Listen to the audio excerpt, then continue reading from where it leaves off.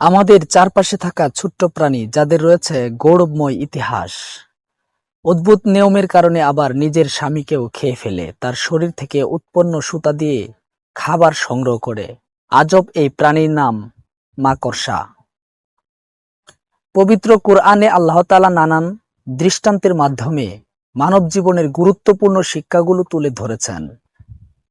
এর মধ্যে অন্যতম হলো মাকড়সার ঘরের দৃষ্টান্ত, যা কুরআনের সূরা আনকাবুতের ৪১ নম্বর আয়াতে উল্লেখ করা হয়েছে।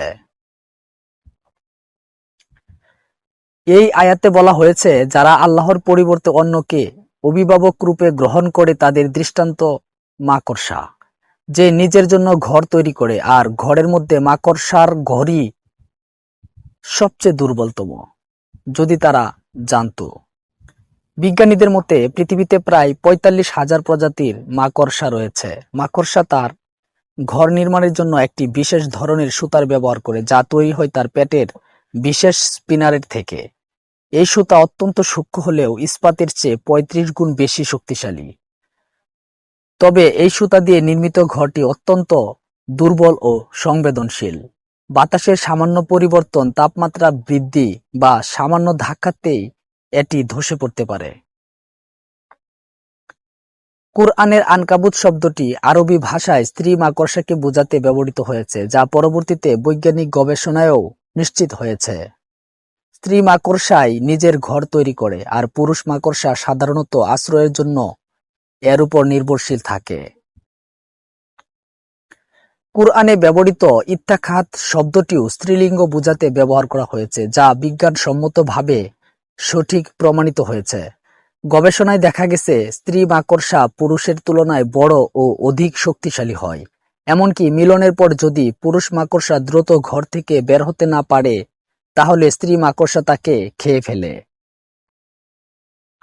মাকড়সার ঘরের দৃষ্টান্তের আরেকটি তাৎপর্যপূর্ণ দিক হল ইসলামের ইতিহাসে এর উল্লেখযোগ্য ভূমিকা। মহানবী হযরত মুহাম্মদ সাল্লাল্লাহু আলাইহি সাল্লাম যখন হিজরতের সময় এক গুহায় আশ্রয় নেন, তখন আল্লাহর হুকুমে এক মাকড়সা গুহার প্রবেশপথে জাল বুনে দেয়।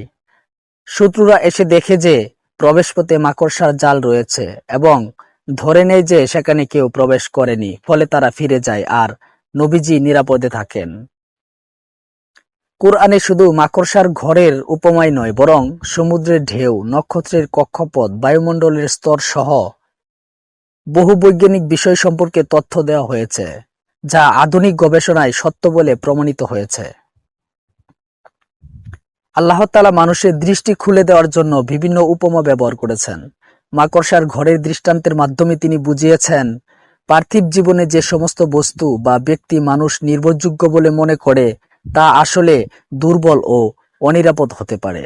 শুধুমাত্র আল্লাহর উপর ভরসা করাই প্রকৃত নিরাপত্তার একমাত্র মাধ্যম। মাহফুজ রাজা, মুভি বাংলা টেলিভিশন।